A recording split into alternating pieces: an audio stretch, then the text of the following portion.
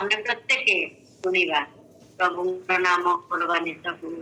ଆସନ୍ତୁ ବାକ୍ୟକୁ ଯିବା ଆଗରୁ ନିଜ ନିଜକୁ ତାଙ୍କରି ସେଇ ପବିତ୍ର ହସ୍ତରେ ସମର୍ପଣ ହଉ। ଆମମାନଙ୍କର ଅତ୍ୟନ୍ତ ଦୟାଳୁ ପିତା ପରମେଶ୍ୱର,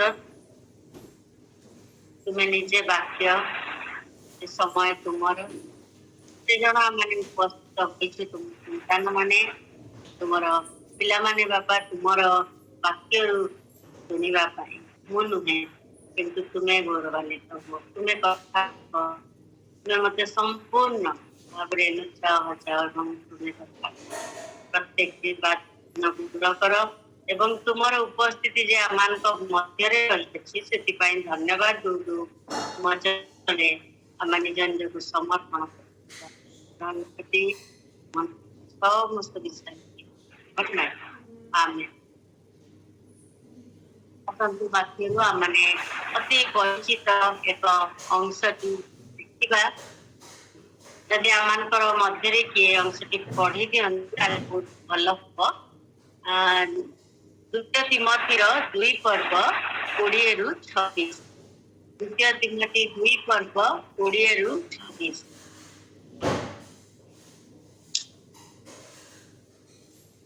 ଗୋଟିଏ ବଡ଼ ହୁଏ ଯେ କେବଳ ତାହା ନୁହେଁ, ମାତ୍ର କାଠ ମାଟିର ପାତ୍ର ମଧ୍ୟ ଥାଏ। କେତେ ସମାଦର ଓ କେତେକ ଅନାଦର ନିମନ୍ତେ ଥାଏ। ଯଦି ସେ ସମସ୍ତଙ୍କ ଠାରୁ ଆପଣଙ୍କ ପରିସ୍ଥିତି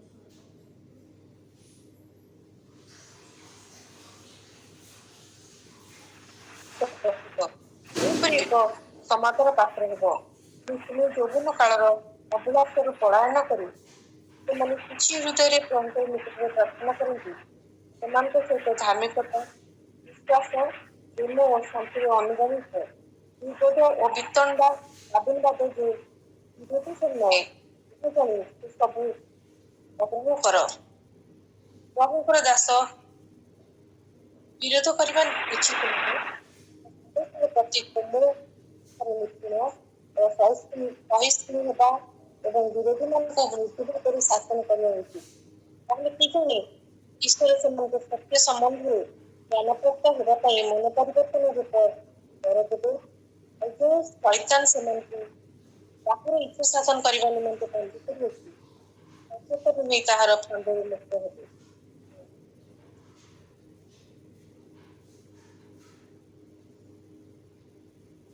ପ୍ରଭୁ ଆଜି କଥା କୁହନ୍ତୁ।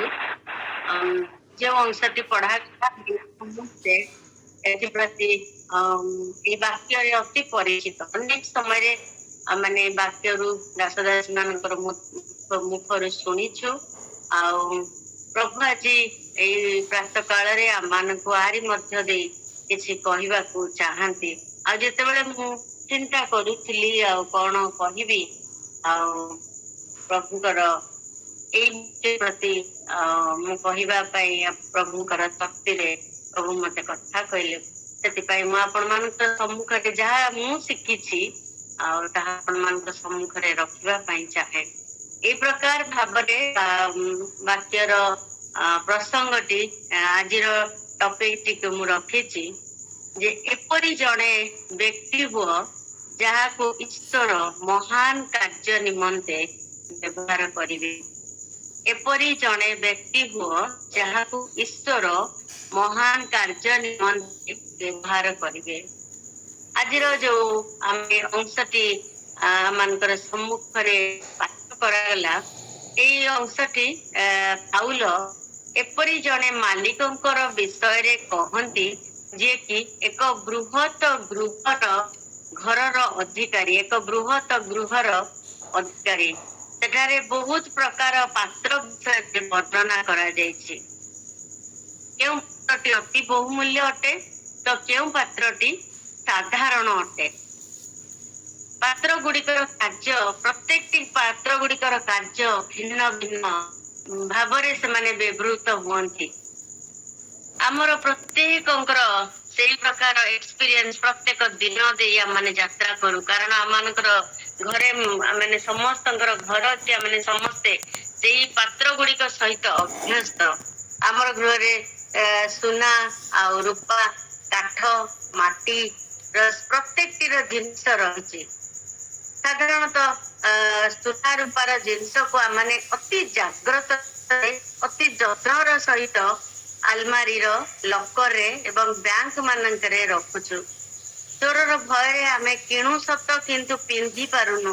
ଆମେ ଯଦି କେତେବେଳେ କୁଆଡେ ବାହାରକୁ ଯାଉ ଆସିକି ସେଇ ସୁନା ଜିନିଷଟିକୁ ଯେତେବେଳେ ବଦଳୁ ତାର ଯଥା ସ୍ଥାନରେ ଆମେ ସାଇତି ରଖୁ। କେବେ ବି ଆମେ ଡାଇନିଂ ଟେବୁଲ ଉପରେ ପକେଇ ଦେଇକି ଚାଲି ଯାଉନୁ। ତାକୁ ତାର ଆମର ଆଲମାରିରେ ଲୁଚେଇକିରି ରଖୁ। ଅତି ଜାଗ୍ରତର ସହିତ ଆମେ ତାକୁ ବ୍ୟବହାର କରୁ ଏବଂ ପିନ୍ଧିବାକୁ ଆଜିକାଲି ତ ଚୋର ନେଇଯାଉଛି, ପିନ୍ଧିବାକୁ ମଧ୍ୟ ଆମେ ଭୟ କରୁଛୁ। ମାତ୍ର କାଠ ଆଉ ମାଟିର ପାତ୍ର ଆମ ସବୁଦିନର ବ୍ୟବହାରରେ ଲାଗେ।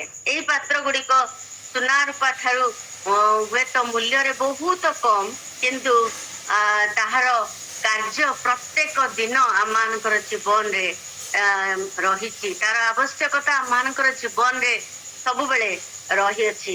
ଯେତେବେଳେ ଆମେ ଖରାରେ ଆସୁ, ବାହାରେ କୁଆଡେ ଯାଉ, ଖରାରେ ଆସୁ, ମାଟିର ପାତ୍ର ସେଇ ସୁରେଇ ଆଉ ମାଠିଆର ପାଣି ଯେତେବେଳେ ଆମେ ପିଇ ଦଉ ଆମମାନଙ୍କୁ ବହୁତ ଆନନ୍ଦ ଲାଗେ। ଆଉ ଗାଁ ମାନଙ୍କରେ ମଧ୍ୟ ଆଗରେ ଚୁଲିରେ ମାଟିର ହାଣ୍ଡିରେ ରନ୍ଧା ବଢା ହଉଥିଲା। ଏବେ ମଧ୍ୟ ଆମେ ଦେଖୁଛୁ ଆମମାନଙ୍କର ଦୈନନ୍ଦିନ ଜୀବନରେ ସହର ମାନଙ୍କରେ ମଧ୍ୟ ମାଟିର ପାତ୍ରର ଚାହିଦା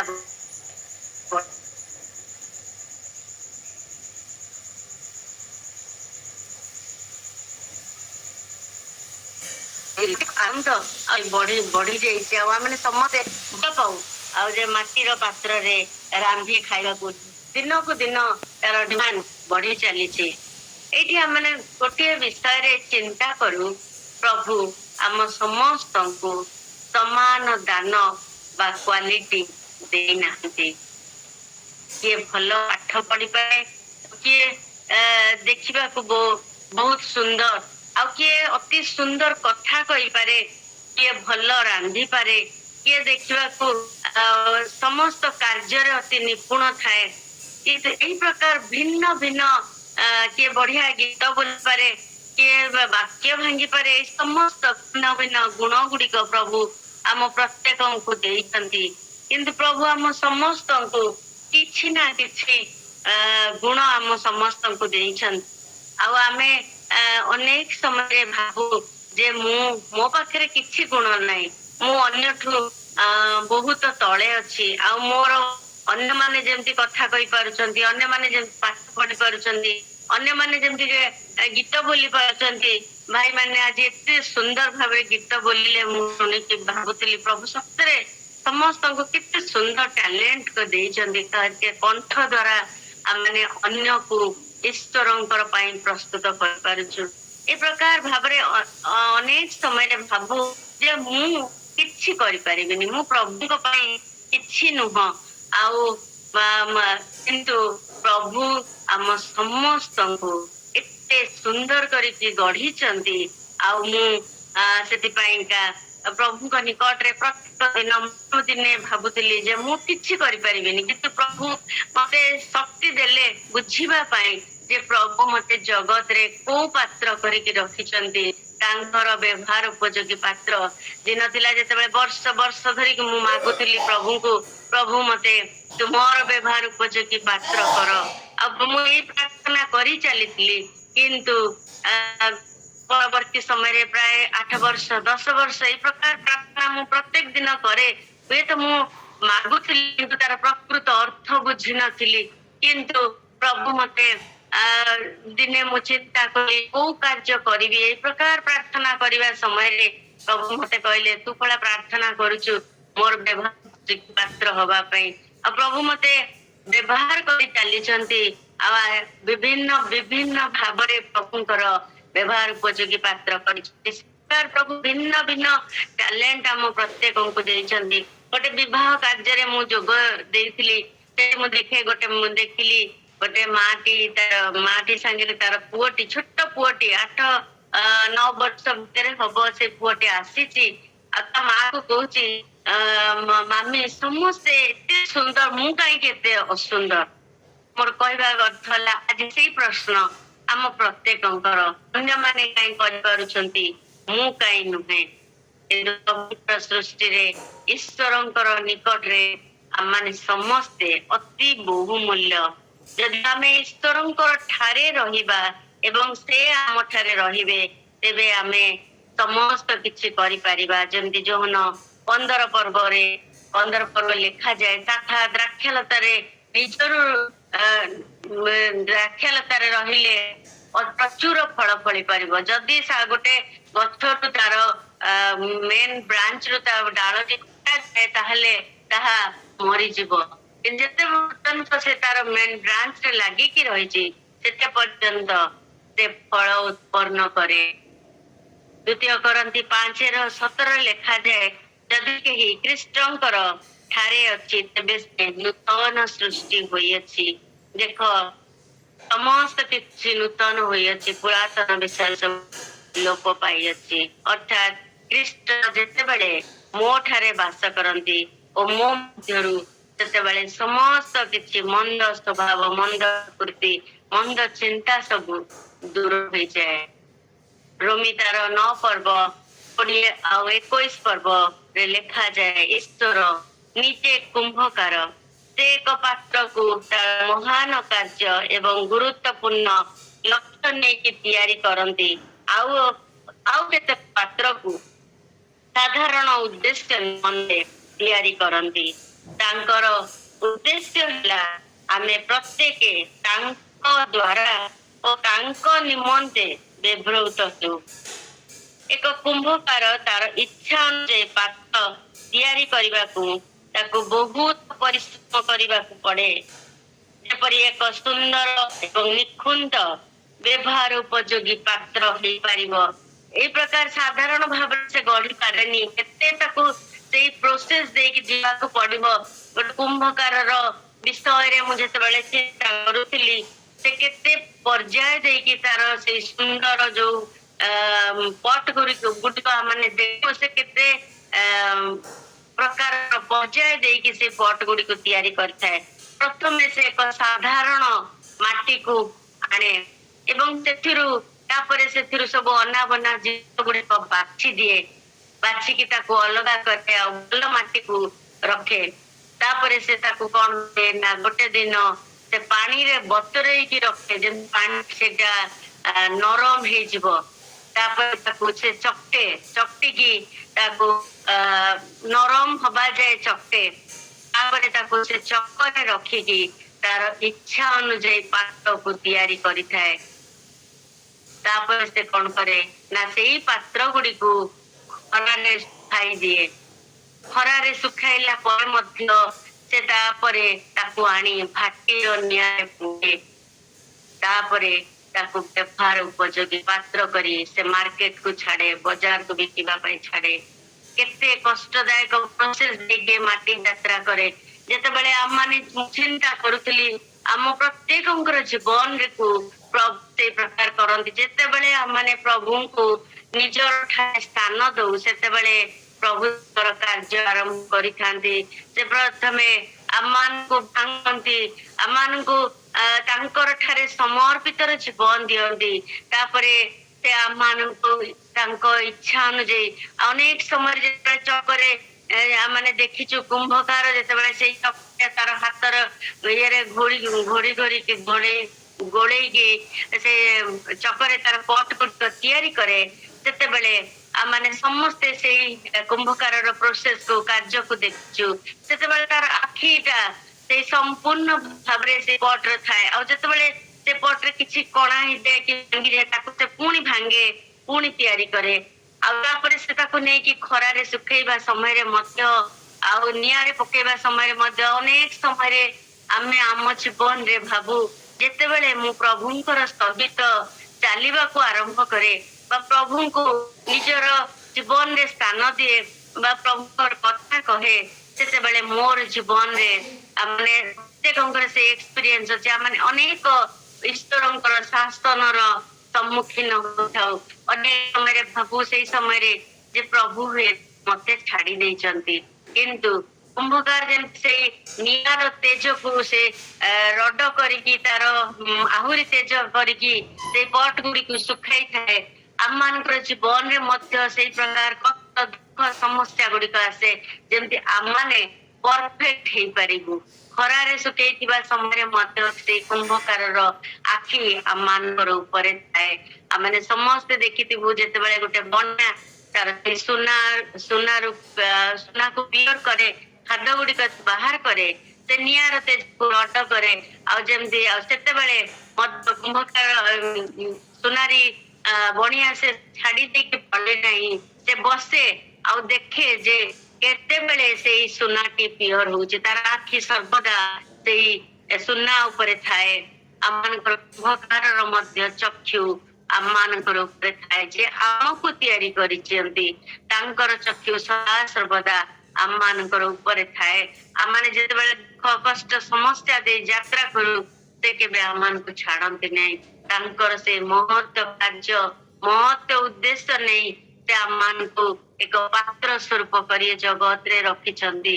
18:6 ଲେଖାଯାଏ, ସଦାପ୍ରଭୁ କହନ୍ତି, ହେ ଇସ୍ରାଏଲ ବଂଶ, ଆମ୍ଭେ କି ଏଇ କୁମ୍ଭକାର ପରି ତୁମ୍ଭ ପ୍ରତି କରି ନ ପାରୁ? ଯେପରି ମୃତ୍ୟୁକା କୁମ୍ଭକାର ହସ୍ତରେ ସେଇପରି ତୁମ୍ଭେ ମାନେ ଆମ୍ଭର ହସ୍ତରେ ଅଛ। ଆମେ ସମସ୍ତେ ପ୍ରଭୁଙ୍କର ହସ୍ତରେ, କାରଣ ସେ ଆମର କୁମ୍ଭକାର, ଆମେ ତାଙ୍କ ହାତରେ ପଟ ସ୍ୱରୂପ। ଆଉ ପ୍ରଭୁ ଆମକୁ ଏଇ ଚିନ୍ତା ଦିଅନ୍ତି। ଏଇ ସ୍ଥାନରେ ଗୋଟେ ଛୋଟ ଉଦାହରଣଟି ମୁଁ କହିବାକୁ ଚାହେଁ। ଥରେ ଜଣେ ପ୍ରଚାରକ ବନ୍ଧୁ ଗୋଟେ କୁମ୍ଭକାରର ଗୃହକୁ ଗଲେ। ଆଉ ଯେତେବେଳେ ସେ ତାର ଗୃହରେ ପ୍ରବେଶ କରୁଛନ୍ତି, ଦେଖୁଛନ୍ତି ସେ ଘରର କୋଣରେ ଗୋଟେ କାଚର ଶୋକେସ୍ ଉପରେ ଗୋଟେ ଅତି ସୁନ୍ଦର ଫୁଲଦାନୀ ଫ୍ଲାୱାର ଭାସଟି ଥୁଆ ଯାଇଛି। ଆଉ ଯେତେବେଳେ ସେଇ ବନ୍ଧୁ ଜଣକ ଦେଖୁଛନ୍ତି ଏତେ ସୁନ୍ଦର ସେ ପଚାରୁଛନ୍ତି, ଏହା ବହୁତ ସୁନ୍ଦର। ସେଠୁ ସାଙ୍ଗେ ସାଙ୍ଗେ କୁମ୍ଭକାର ଜଣକ କହୁଛି, ହଁ ଏହା ସୁନ୍ଦର, ଆଉ ଏହାକୁ ତମେ କେତେ ମୂଲ୍ୟରେ ବିକିବ? କିନ୍ତୁ କୁମ୍ଭକାର ଉତ୍ତର ଦଉଛି, ଜଗତର ଯେତେ ଅର୍ଥ ଅଛି ଯଦି ମତେ ତାହା ଦିଆଯାଏ ତେବେ ବି ମୁଁ ଏଇ ପଟଟିକୁ ବିକିବି ନାହିଁ। ସେଠୁ ପ୍ରଚାରକ ବନ୍ଧୁ ତାକୁ ପଚାରୁଛନ୍ତି, ଏଥିରେ ଏମିତି କଣ ଅଛି ଯେ ଆପଣ ବିକିବେ ନାହିଁ? ନା, ଏହା ହଉଛି ଏଇ ପଟଟିକୁ ଯେତେବେଳେ ସେଥିପାଇଁ ମୁଁ ଘରର କୋଣରେ ରଖିଛି, ମୁଁ ସବୁଦିନ ଦେଖିପାରିବି। ଆଉ ଯେତେବେଳେ ମୁଁ ଏଇ ପଟଟିକୁ ଦେଖେ, ମୋର ଜୀବନରେ ଈଶ୍ୱର କରିଥିବା ତାଙ୍କର ସେ ମହାନ କାର୍ଯ୍ୟକୁ ସ୍ମରଣ କରେ। କାରଣ ଦିନ ଥିଲା ଯେତେବେଳେ ମୁଁ ଅତ୍ୟନ୍ତ ଗୋଟେ ଖରାପ ମଣିଷ ଥିଲି। ମୁଁ ମଦ୍ୟପ, ଗୋଟେ ଗଞ୍ଜଡ ଲୋକ, ଏକଦମ ଅତି ପୃଥିବୀର ସମସ୍ତ ପ୍ରକାର ମନ୍ଦ କାର୍ଯ୍ୟରେ ଲିପ୍ତ, ଏଇ ପ୍ରକାର ମୁଁ ଗୋଟେ ଜଣେ ବ୍ୟକ୍ତି ଥିଲି। ଆଉ ମୁଁ ମୋର ସାଙ୍ଗ ମାନଙ୍କର ଜବରଦସ୍ତି ମତେ କରିବାରୁ, ସାଙ୍ଗ ମାନଙ୍କର ଫୋର୍ସ ରେ ମୁଁ ଆମର ସହରରେ ଜଣେ ପ୍ରଚାରକ ଆସିଥିଲେ, ଆଉ ସେ ପ୍ରଭୁଙ୍କର ଈଶ୍ୱରଙ୍କର ବାକ୍ୟ କହୁଥିଲେ। ଆଉ ମୋର ସାଙ୍ଗମାନେ ମତେ ଜବରଦସ୍ତି କରିବାରୁ ମୁଁ ଯାଇଥିଲି ସେଇ ବାଇବେଲ ମିଟିଂକୁ। କିନ୍ତୁ ଆଉ ସେଇଠାରେ ମୁଁ ମୋର ତ୍ରାଣକର୍ତ୍ତାଙ୍କୁ ଭେଟିଥିଲି। ଯେତେବେଳେ ମୁଁ ଘରକୁ ଫେରୁଥିଲି, ସେଠାରେ ରାସ୍ତା କଡରେ ମୁଁ ଦେଖିଲି କିଛି ମାଟିର ସ୍ତୂପ ପଡିଛି। ଆଉ ସେଥିରୁ ମୁଁ କିଛି ମାଟି ଉଠେଇକି ଆଣିଥିଲି। ତାକୁ ମୁଁ ନରମ କରି ଚକଟି ତାକୁ ମୁଁ ମୋର କୁମ୍ଭାରର ଚକରେ ପକେଇକି ଏଇ ସୁନ୍ଦର ଭାସଟି ବନେଇଛି। ଆଉ ଯେତେବେଳେ ଇଏକୁ ଦେଖେ, ପଟଟିକୁ ଦେଖେ, ମୋ ଜୀବନରେ ମଧ୍ୟ ଈଶ୍ୱର ଯାହା କରିଛନ୍ତି ମୁଁ ଦେଖେ। ଆଉ ସେଇ ସ୍ଥାନରେ ପ୍ରଚାର କରୁଥିଲେ ଯେ ଯୀଶୁ ଖ୍ରୀଷ୍ଟ ମୋର ପାଇଁକା ସେଇ ବହୁମୂଲ୍ୟ ରକ୍ତକୁ ଦେଇଛନ୍ତି। ଆଉ ତାଙ୍କର ସେଇ ବହୁମୂଲ୍ୟ ରକ୍ତ ଦେଇ କିଣିଛନ୍ତି। ତେଣୁ ସେଇ ଦିନ ଠାରୁ ମୁଁ ଈଶ୍ୱରଙ୍କର ହସ୍ତରେ ସୁରକ୍ଷିତ, ଏବଂ ସିଏ ମୋ ଠାରେ ଅଛନ୍ତି, ମୁଁ ତାଙ୍କ ଠାରେ ଅଛି। ତେଣୁ ଏଇ ଫୁଲଦାନୀଟି ମତେ ସ୍ମରଣ କରାଇ ଦିଏ ଯେ ମୋ ଜୀବନର କାର୍ଯ୍ୟ ଯାହା ଈଶ୍ୱର କରିଛନ୍ତି। ତେଣୁ ପ୍ରଭୁଙ୍କର ହସ୍ତରେ ଆମେ ସମସ୍ତେ ସୁରକ୍ଷିତ। ଆମେ ସମସ୍ତେ ଜଗତ ଏକ ପାତ୍ର ସ୍ୱରୂପେ ସେ ଆମ ମାନଙ୍କୁ ଏଇ ଜଗତରେ ରଖିଛନ୍ତି।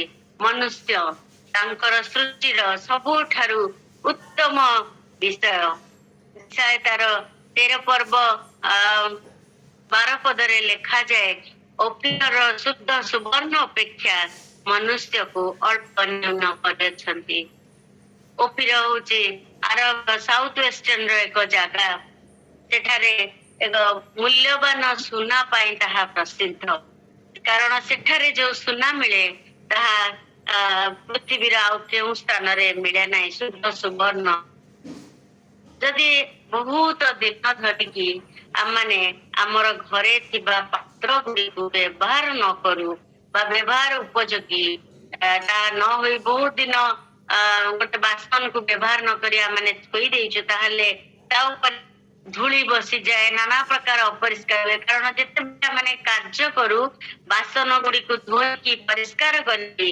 व्यवहार करू साधारणतः से कारण अपरिष्कार बासन आमने व्यवहार करी न पारू अति जितेबाला आम मानकर घर को आसती आमको पानी ग्लास टे मागिबे से ग्लास को आमने धोई सफा करके ट्रे रे पानी देकी आमने नेकी आसू जदि से धूली मली से ग्लास रे पड़ी से ग्लास रे जदि पानी आनिकी दऊ ताहले से पी पाइबे नहीं आ जदि मैंने सफा करके दऊ ताहले ताहा पीबार उपयोगी होइथाए ठीक से परि भावरे ईश्वर परिष्कृत पात्र बा हृदय को व्यवहार करने को चाहती जदि जड़े मनुष्य पापी होई अपरिष्कार पानी पीबा को व्यवहार करने को चाहे नहीं तेबे पवित्र ईश्वर कि प्रकार अपवित्र हृदय रे बात करि पारिबे जदि आमे पापी पाप स्वीकार करी ईश्वरंकर रक्तरे धौत होई समस्त प्रकार मंदतारू को परिष्कार करिबा तेबे आमे ईश्वरंकर व्यवहार उपयोगी पात्र होई पारिबा प्रथमे आमार हृदय को परिष्कार करिवार अछि ताहाले पवित्र ईश्वर से व्यवहार उपयोगी हो पारिबा वाक्य रे आमाने अनेक पात्र गुड़िक विषय आमने देखिचु गुरुत्वपूर्ण जो पात्र गुड़िक वाक्य जो चरित्र गुड़िक जो मानकर ना पढ़ा अच्छी से गुरुत्व से माने एक गुरुत्वपूर्ण कार्य निमंते ईश्वर से मान को व्यवहार करथिले अब्राहम मूसा को रुत को हाना को दाऊद को एस्टर को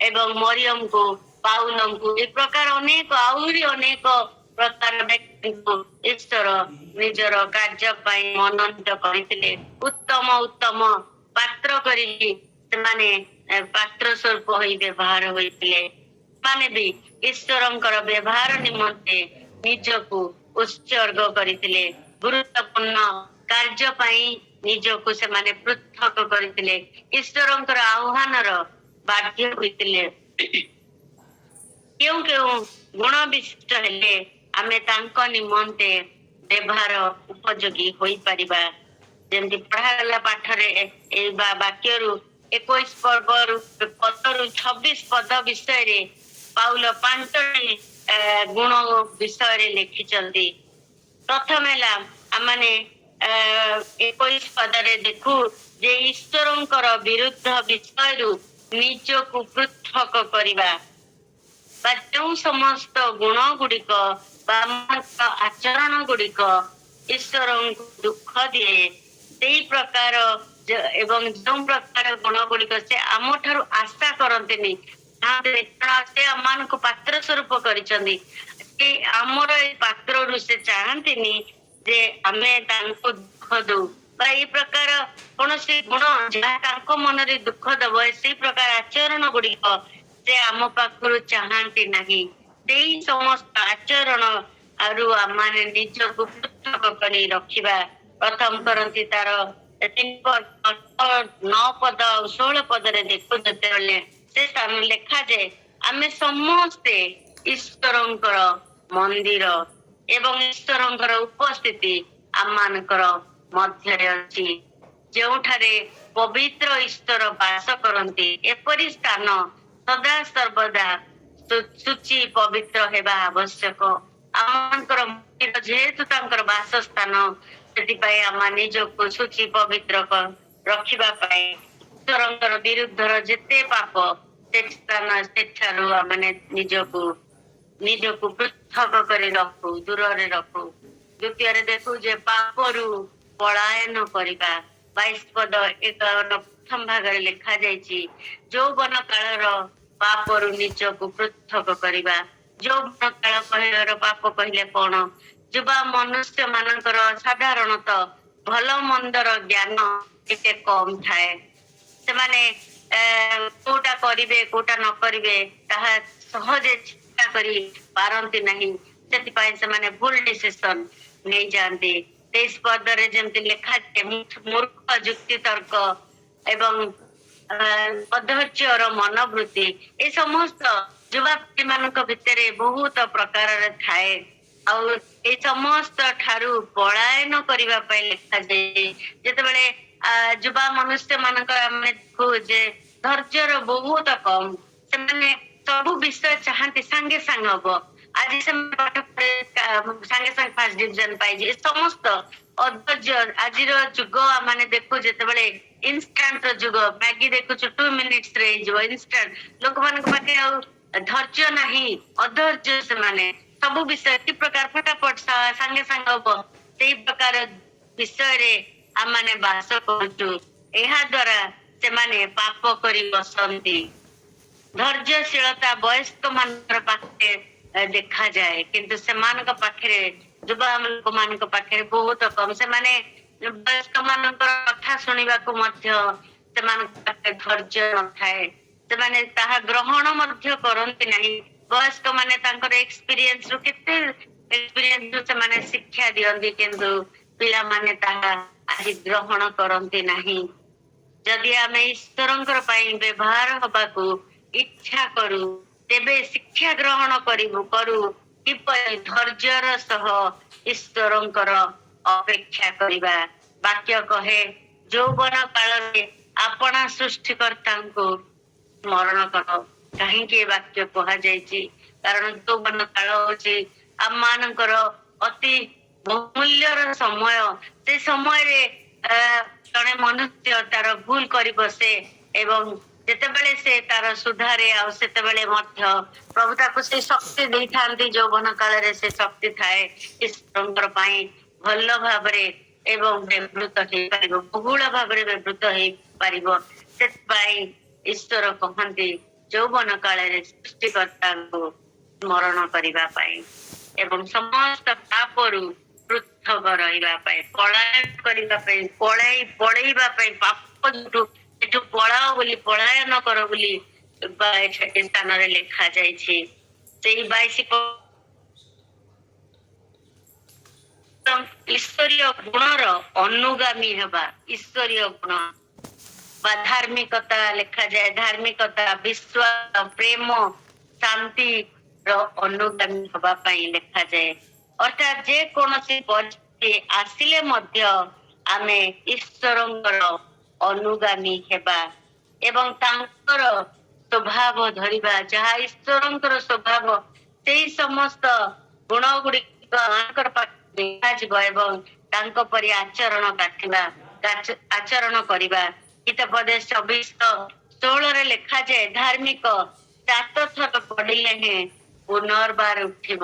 ବିପଦ ଆସିବ, ପରୀକ୍ଷା ଆସିବ, ପ୍ରଲୋଭନ ଆସିବ, ଦୁଃଖ ଆସିବ, କଷ୍ଟ ଆସିବ। ଆମେ ଧାର୍ମିକ ହେଇଗଲେ କି ଈଶ୍ୱରଙ୍କୁ ଧରିଲେ ସବୁ ଆସିବ ତା ନୁହେଁ, ଆସିବନି ତା ନୁହେଁ, ସବୁ କିଛି ଆସିବ। କିନ୍ତୁ ଈଶ୍ୱରଙ୍କୁ ଧରି ରଖିବାକୁ ଈଶ୍ୱର କହନ୍ତି। ତାହେଲେ ଆମମାନଙ୍କର ସମସ୍ତ ସମସ୍ୟାର ସମାଧାନ ହୋଇପାରିବା ଏବଂ ସତ୍ୟ, ପ୍ରେମ, ଶାନ୍ତିର ଅନୁଭୂତି ଆମମାନଙ୍କୁ ହବା ପାଇଁ କୁହାଯାଇଛି। ଏ ସମସ୍ତ ଆବଶ୍ୟକତା ଆମମାନଙ୍କର ଜୀବନରେ ରହିଅଛି। ଚତୁର୍ଥରେ ହଉଛି ଶୁଚି ହୃଦୟରେ ପ୍ରାର୍ଥନା କରିବା। 22 ପଦରେ ଲେଖାଯାଏ ଯେ ଶୁଚି ହୃଦୟରେ ପ୍ରାର୍ଥନା କରିବା। ଈଶ୍ୱରଙ୍କର ସହିତ ସମ୍ପର୍କ ବା କି ପ୍ରକାର ସମ୍ପର୍କ ମୋର ଈଶ୍ୱରଙ୍କର ସହିତ ରହିଛି। ଈଶ୍ୱର ସରଳ ଶୁଚି ନିର୍ମଳ ପ୍ରାର୍ଥନା ସେ ଶୁଣନ୍ତି, ହୃଦୟର ପ୍ରାର୍ଥନା ସେ ଶୁଣନ୍ତି, ଶୁଚି ହୃଦୟର ସରଳ ପ୍ରାର୍ଥନା ସେ ଶୁଣନ୍ତି। ବାକ୍ୟ କହେ ଯଦି ମନ ଭିତରେ ମୁଁ ଅଧର୍ମକୁ ସ୍ଥାନ ଦେଉଛି ତେବେ ଈଶ୍ୱର ମୋର ପ୍ରାର୍ଥନା ଶୁଣିବେ ନାହିଁ। ଆମର ସହିତ ଈଶ୍ୱରଙ୍କର ସମ୍ପର୍କ ଦୃଢ କରିବାକୁ ହେଲେ ଆମମାନଙ୍କର ହୃଦୟରେ ପାପକୁ ସ୍ଥାନ ଦେବା ନାହିଁ, ହୃଦୟକୁ ଶୁଚି କରିବା, ପବିତ୍ର କରିବା, ସରଳ ମନରେ ଈଶ୍ୱରଙ୍କ ନିକଟରେ ନିଜକୁ ସମ୍ପୂର୍ଣ୍ଣ ଭାଙ୍ଗିଦବା, ତାହେଲେ ଈଶ୍ୱର ଆମମାନଙ୍କର ପ୍ରାର୍ଥନା ଶୁଣିବେ। ପଞ୍ଚମଟି ହେଲା ପଦ ଭିତରେ ଲେଖାଯାଏ ଶୈତାନର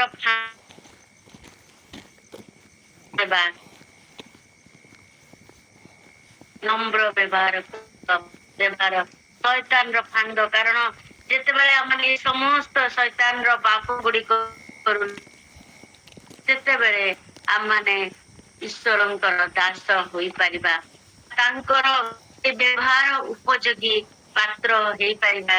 ପାଉଲଙ୍କର ଜୀବନରେ ଆମମାନେ ସବୁବେଳେ ଦେଖିଛୁ ଯେ ଖ୍ରୀଷ୍ଟଙ୍କର ଦାସ ରୂପେ ନିଜକୁ ପରିଚୟ ଦେଉଥିଲେ। ଯେଉଁମାନେ ନିଜକୁ ଶୂନ୍ୟ ଏବଂ ଦାସର କାର୍ଯ୍ୟ କରନ୍ତି ସେମାନଙ୍କୁ ଈଶ୍ୱର ତାଙ୍କ ପାଇଁ ଆହ୍ୱାନ କରନ୍ତି। ଯେତେବେଳେ ମୂଷା ଆଉ ଦାଉଦଙ୍କୁ ଦେଖୁ ଯେ ସେମାନେ ମେଣ୍ଢା ଚରଉଥିବା, ମେଣ୍ଢାର କାର୍ଯ୍ୟ କରୁଥିବା ସମୟରେ ଈଶ୍ୱର ସେମାନଙ୍କୁ ତାଙ୍କର ବ୍ୟବହାର ଉପଯୋଗୀ କାର୍ଯ୍ୟ ପାଇଁ ନିର୍ଦ୍ଦେଶ ଦେଇଥିଲେ, ତାଙ୍କୁ ଆହ୍ୱାନ କରିଥିଲେ। ମିଦିଅନ ମାନଙ୍କର ଭୟରେ ଗିଦିଓନ ଯେତେବେଳେ ଶସ୍ୟ ସେତେବେଳେ ଈଶ୍ୱର ତାଙ୍କୁ ବ୍ୟବହାର ଉପଯୋଗୀ ପାତ୍ର କରିଥିଲେ। ପିତର ଯୋହନ ଡାକୁବ ହାନ୍ଦ୍ରିୟ ମାଛ ଧରୁଥିବା ସମୟରେ ଈଶ୍ୱରଙ୍କର ଆହ୍ୱାନର ବାଧ୍ୟ ହୋଇଥିଲେ। ତାଙ୍କ ପାଇଁ ମନୁଷ୍ୟ ମାନଙ୍କୁ ଧରିବା ପାଇଁ ଈଶ୍ୱର ତାଙ୍କୁ ମନୋନୀତ କରିଥିଲେ।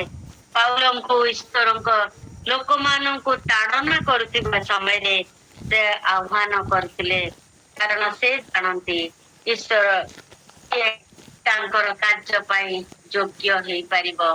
ଏବଂ ସେ ସେତେବେଳେ ଆମମାନଙ୍କୁ ଆହ୍ୱାନ କରନ୍ତି ଯେତେବେଳେ ଆମେ ତାଙ୍କ ପାଇଁ ସମ୍ପୂର୍ଣ୍ଣ ଅନ୍ତରର ସହିତ ତାଙ୍କ ଠାରେ ସମର୍ଥ ହେବା, ତାଙ୍କର ସେବା କରିବା ପାଇଁ ଆମେ ତାଙ୍କ ଠାରେ ସମର୍ପିତ ହବା। କାରଣ ସେ ଅନ୍ତର୍ଯ୍ୟାମୀ ଈଶ୍ୱର, ସେ ଆମମାନଙ୍କର ହୃଦୟ ଦେଖନ୍ତି। ହୁଏତ ଆମମାନେ ମୁଖରେ ଅତି ସୁନ୍ଦର ବାକ୍ୟ କହିପାରୁଛୁ, କିନ୍ତୁ ଆମମାନଙ୍କର ଜୀବନ ଏ ପ୍ରକାର ଭାବରେ ଗଢା, ଯେ ଆମମାନଙ୍କର ଜୀବନରେ ନାନା ପ୍ରକାର ଭୁଲ ଦୋଷ ଗୁଡିକ ମାନେ ସ୍ଥାନ ଦେଇଛୁ, କିନ୍ତୁ ଆମେ ଅତି ସୁନ୍ଦର ଭାବରେ ବାକ୍ୟ କହୁଛୁ, ତାହେଲେ ଈଶ୍ୱର ତାଙ୍କ ପାଇଁ କେବେ ଆମମାନଙ୍କୁ ବ୍ୟବହାର କରିପାରିବେ ନାହିଁ। କେବେ ବି ଆମେ ତାଙ୍କର ଦାସ ଭଳି, ତାଙ୍କର ପାତ୍ର ଭଳି ଆମେ ବ୍ୟବହୃତ ହୋଇପାରିବା ନାହିଁ। କାରଣ ସେ ଆମମାନଙ୍କର ଅନ୍ତର ଦେଖନ୍ତି। ଦାସ ହବାର ଗୁଣାବଳୀ ଗୁଡିକ ହେଲା ଦାସର ମୁନିବକୁ ଜାଣେ ଏବଂ ଦାସର ଦୟାର ମନୋବୃତ୍ତି ରହିବା ଉଚିତ, ଏବଂ ସେ ଅନ୍ୟମାନଙ୍କ ପ୍ରତି ଭଦ୍ର ଆଚରଣ କରିବା ଉଚିତ, ତାର ମାଲିକ ପ୍ରତି ସେ ଭଦ୍ର ବ୍ୟବହାର କରିବା ଉଚିତ। ଦାସ ଈଶ୍ୱରଙ୍କର ଉପରେ ମଧ୍ୟ ଦୃଢ ଭରସା ବିଶ୍ୱାସ ରଖିବା ଉଚିତ। ଈଶ୍ୱର ଯେତେବେଳେ ଜଣଙ୍କୁ ତାଙ୍କର କାର୍ଯ୍ୟ ନିମନ୍ତେ ବାଛନ୍ତି, ସେ ଏକ ଉତ୍ତମ ଦାସକୁ ଖୋଜନ୍ତି। ଯେପରି ଏହି ସମସ୍ତ ଗୁଣ ଗୁଡିକ ଗୋଟେ ଦାସ ଭିତରେ ବା ତାଙ୍କର ପାତ୍ର ଭିତରେ এই ସମସ୍ତ ଗୁଣ ଗୁଡିକ ରହିବ, ତାର ଦୟାର ମନୋବୃତ୍ତି ଥିବ ଏବଂ ସେ ମାଲିକର ପ୍ରତି ଭଦ୍ର ବ୍ୟବହାର କରୁଥିବ, ମାଲିକର କଥା ଶୁଣୁଥିବ ଏବଂ ଈଶ୍ୱରଙ୍କ ଉପରେ ଦୃଢ ଭରସା ରଖିଥିବ, ତାର ଦୟା ଥିବ। ଏଇ ସମସ୍ତ ବିଷୟ ଗୁଡିକ ଯେତେବେଳେ ଦାସ ଭିତରେ ବା ଗୋଟେ ମନୁଷ୍ୟ ଭିତରେ ଥିବ, ତାହେଲେ ସେ ଈଶ୍ୱରଙ୍କର ବ୍ୟବହାର ଉପଯୋଗୀ ପାତ୍ର ହୋଇପାରିବ। ସେଦିନ ପାଉଲ ତିମୋଥୀଙ୍କୁ ଏହି କଥା କହିଥିଲେ, କର୍ତ୍ତାଙ୍କ ପାଇଁ ସର୍ବୋତ୍କୃଷ୍ଟ ପାତ୍ର ରୂପେ ବ୍ୟବହୃତ ହେବ। ଆଜି ଆମ ପ୍ରତ୍ୟେକଙ୍କୁ ମଧ୍ୟ ଏହି ବାକ୍ୟ ସ୍ମରଣ କରାଇ ଦେଉଛି ଯେ ଆମେ କିପରି ତାଙ୍କର ଆଦରର ପାତ୍ର ହୋଇପାରିବା, କାରଣ ସେ ଆମର ହୃଦୟ ଦେଖନ୍ତି। ଯଦି ଆମର ହୃଦୟ ମଧ୍ୟରେ ନାନା ପ୍ରକାର କୁଶ୍ଚିତ ବିଷୟ ଗୁଡିକରେ ପୂର୍ଣ୍ଣ ହୋଇଥିବ ଏବଂ ମୁଖରେ ସୁନ୍ଦର କଥା କହୁଥିବା, ତେବେ ଆମେ ତାଙ୍କ ଠାରୁ ସବୁଠାରୁ ଘୃଣାର ପାତ୍ର ହୋଇପାରିବା। କିନ୍ତୁ ଯେତେବେଳେ ଆମେ ସମ୍ପୂର୍ଣ୍ଣ ଭାବରେ ତାଙ୍କ ନିକଟରେ ସମର୍ଥ ହେବା ଏବଂ ଆମମାନଙ୍କର ହୃଦୟକୁ ତାଙ୍କ ସ୍ଥିତିରେ ସଜାଡି ଦେବା, ତାହେଲେ ଆମମାନେ ତାଙ୍କର ବ୍ୟବହାର ଉପଯୋଗୀ ସର୍ବୋତ୍କୃଷ୍ଟ ପାତ୍ର ହେଇପାରିବା ଏବଂ ତାଙ୍କର ରାଜ୍ୟ ବୃଦ୍ଧି ନିମନ୍ତେ ଆମମାନେ ବ୍ୟବହୃତ ହେଇପାରିବା। ଆଜି ଆମ ପ୍ରତ୍ୟେକଙ୍କୁ ଈଶ୍ୱର ଏଇ ଆହ୍ୱାନ ଦିଅନ୍ତି, ଏପରି ଜଣେ ପାତ୍ର ଜଣେ ବ୍ୟକ୍ତି ହୁଅ ଯାହାକୁ ଈଶ୍ୱର ମହାନ କାର୍ଯ୍ୟ ନିମନ୍ତେ ବ୍ୟବହାର କରିବେ। ଅନେକ ସମୟରେ ଆମେ ମୁଁ ବହୁତ ବଡ କାର୍ଯ୍ୟ କରୁଛି, ମୁଁ ଏତେ ବଡ ମଣ୍ଡଳୀର ଜଣେ ଦାୟିତ୍ୱରେ ରହିଛି, ଏତେ ବଡ କାର୍ଯ୍ୟ କରିଛି, ଏତେ ବଡ ମୁଁ ସଭା ସମିତିରେ ଏତେ ସୁନ୍ଦର ଭାଷଣ କହୁଛି, ମୁଁ ଏତେ ବଢିଆ ମୋର କଥା, କିନ୍ତୁ ପ୍ରଭୁ ଆଜି ମତେ ପଚାରୁଛନ୍ତି, ବ୍ୟକ୍ତିଗତ ଭାବରେ ଆମ ପ୍ରତ୍ୟେକଙ୍କୁ ଉପସ୍ଥିତ ପ୍ରତ୍ୟେକଙ୍କୁ ଆଜି ଏଇ ପ୍ରଶ୍ନ ପଚାରୁଛନ୍ତି ଯେ ଆମେ କଣ ତାଙ୍କର ସେଇ ମହାନ କାର୍ଯ୍ୟ ପାଇଁ ବ୍ୟବହୃତ ହେବା ପାଇଁ ଯୋଗ୍ୟ ହେଇପାରିଛୁ କି? କାରଣ ସମୟ ଯେ ଅତି ଅଳ୍ପ, ଏଇ ମହାନ କାର୍ଯ୍ୟ ପାଇଁ ତାଙ୍କ ରାଜ୍ୟ ବୃଦ୍ଧିର କାର୍ଯ୍ୟ ପାଇଁ ଆମମାନେ ଜଗତକୁ ଆସିଛୁ। କେହି ନିଜ ଇଚ୍ଛାରେ ଆସିନୁ, କିନ୍ତୁ ଈଶ୍ୱର ଆମମାନଙ୍କୁ ଆହ୍ୱାନ କରିଥିବାରୁ ସେ ଆମମାନଙ୍କୁ ସୃଷ୍ଟି କରିଥିବାରୁ ଏଇ ଜଗତକୁ ଆମମାନଙ୍କୁ ପଠେଇଛନ୍ତି ତାଙ୍କର ଉପଯୋଗୀ ପାତ୍ର କରିବା ପାଇଁ। ପ୍ରଭୁ ଆମ ପ୍ରତ୍ୟେକଙ୍କୁ ଆଶୀର୍ବାଦ କରନ୍ତୁ। ନିଜ ନିଜର ପାତ୍ରକୁ ଆଜି ଆମେ ସଜାଡୁ, ତାହା ଆଜି ପ୍ରାତଃ କାଳରେ ପ୍ରଭୁ ଆମମାନଙ୍କୁ କଥା କହୁଛନ୍ତି। ପୁନର୍ବାର ଧନ୍ୟବାଦ ଦଉଛି ମତେ ଆଜିର ଏଇ ସୁନ୍ଦର ସୁଯୋଗ ଦେଇଥିବାରୁ। ପ୍ରଭୁ ଗୌରବ ନିଅନ୍ତୁ ତାଙ୍କର ଏଇ ଅଳ୍ପ ଚିନ୍ତାରେ। ଧନ୍ୟବାଦ।